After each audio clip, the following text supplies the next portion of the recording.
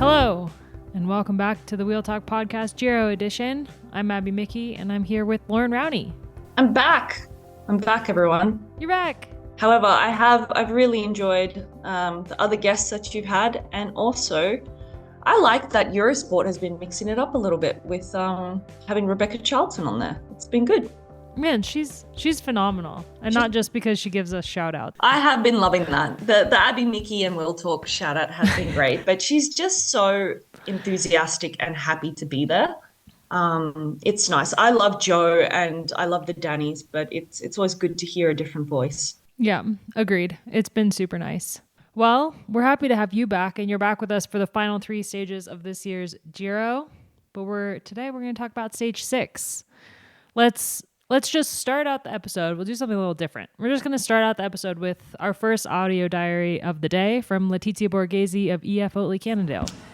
Hi, I am Letizia Borghesi of EF-Oatly-Cannondale, and today we did the longest race of this Giro, the 6th stage.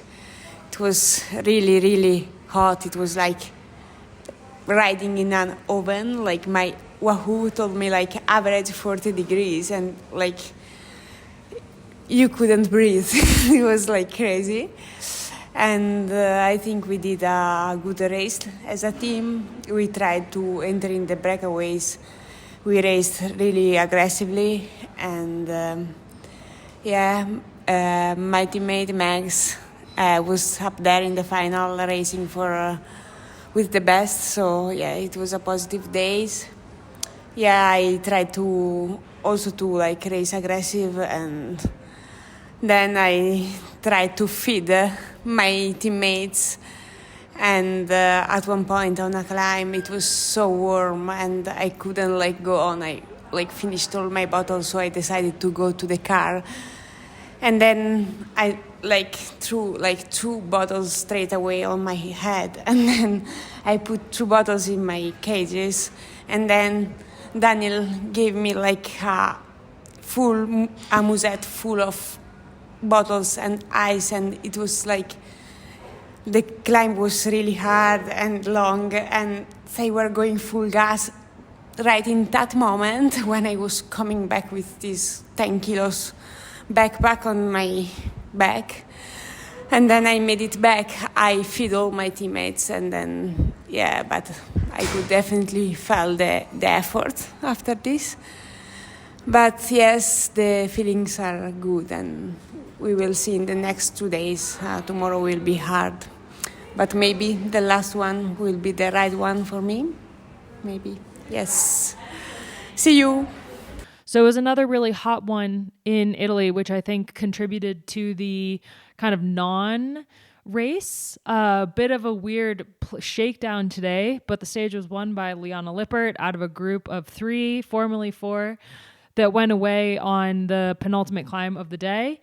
It's phenomenal to see Lippert back on the top step. She had a stress fracture in her hip due to running in the off season. And it's been a really slow start for her back into racing. She didn't race at all in the spring and came back only for the Vuelta. And with Movistar and with Annemiek van Vleuten retiring, she really was kind of teed up to step into the top spot at the team. And so it would have been, I think, really hard for her to deal with having to start the season so late and then the slow build up into the year. So this stage win will mean so much to her, and you could tell when she finished the race and her post-race interview that this one win means a lot to her, and it's just really good to see her back winning. Yeah, I mean, this was just a display of resilience, right? I mean, to be sidelined most of the season, and we know how strong Lippert is in those classic style races, you know, having Annemiek retire and then having this opportunity and also that pressure to step up. And have something like a stress fracture happen in the off season and then sideline you. It was really tough on her, tough on the team, but great to see that she clearly wasn't rushed by the team. Everyone's had a lot of patience. She's clearly had a lot of patience with herself, and she was just really motivated today. And it was going to come down to her and Ruth Winder for sure in that kick. And I thought maybe Ruth would get over the top of her. But Lippert was just looking a bit stronger on that final climb. You could see Ruth was just hanging on by the skin of her teeth. So an amazing win there. And you have to wonder if Shabby had still been in the group, how would the finale have gone? I think it would have been way more aggressive, in my opinion.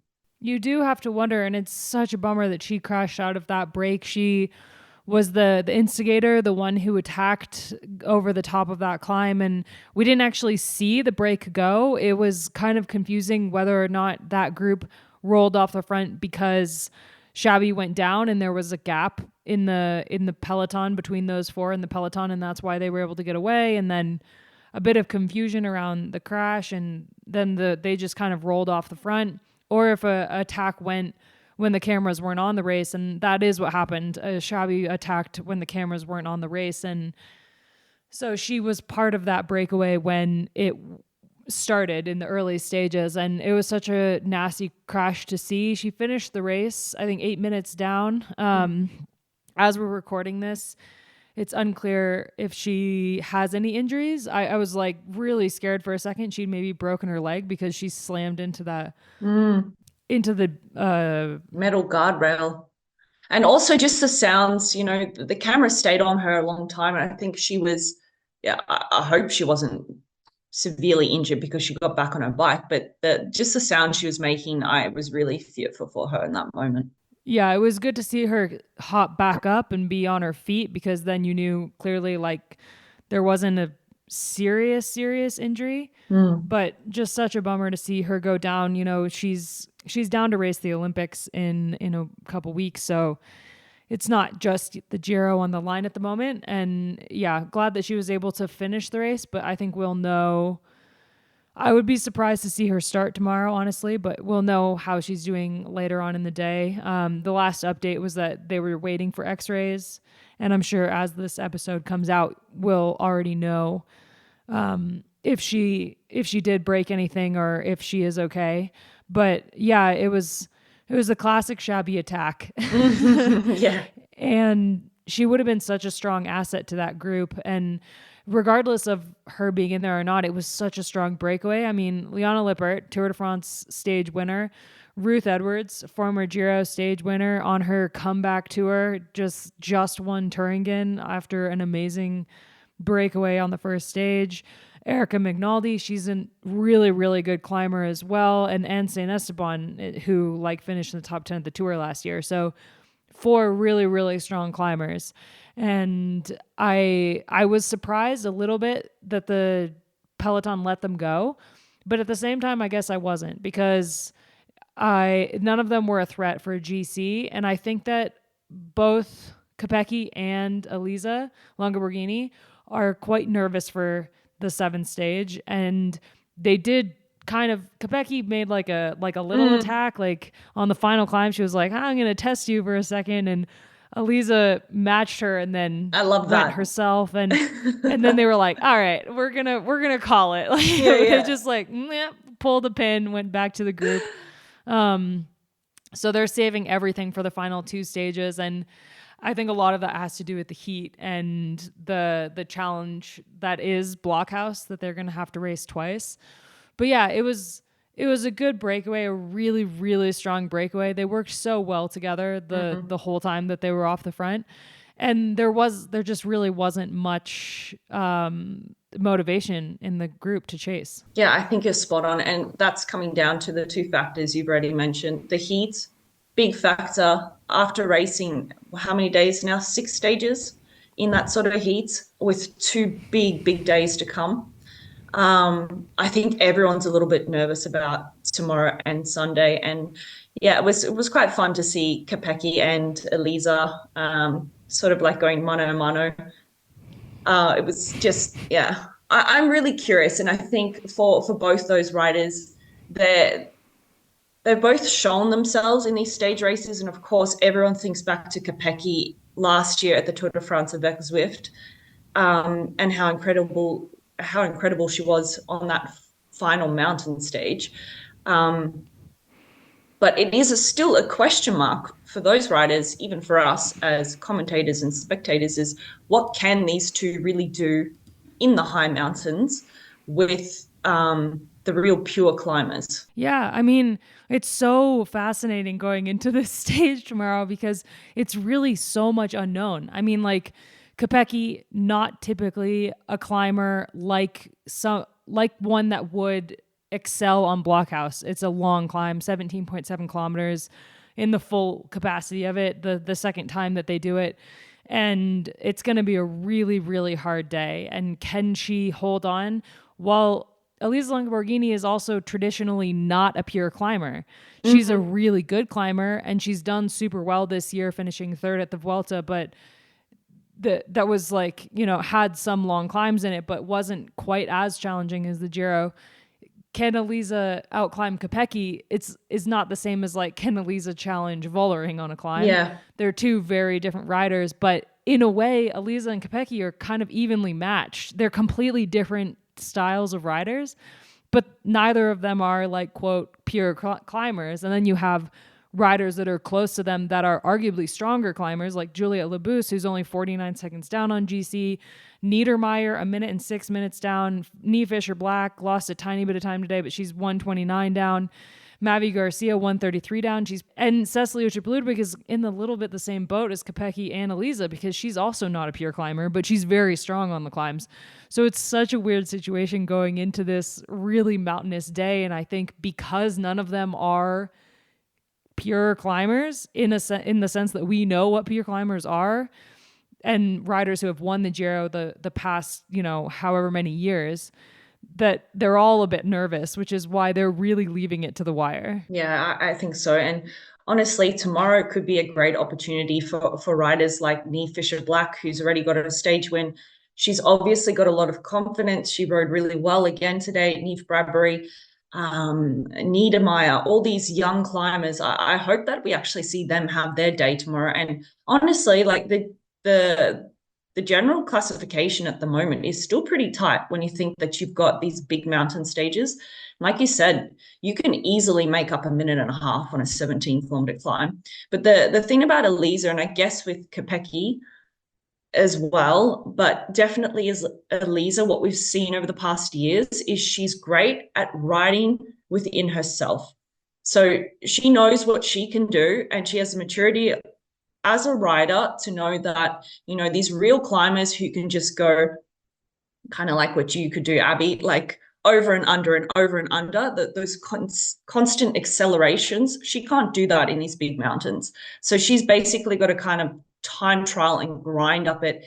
And quite often we see riders like her claw back time, because when the real climbers are kind of looking at each other and attacking each other and then letting up a little bit, that's where riders like Elisa can sort of stay in touch and still do damage control. Yeah, you're spot on. And I mean, I think it's so wide open that, like, even looking outside of the top 10, and Gaia Riolini is 10th at the moment, 144 down.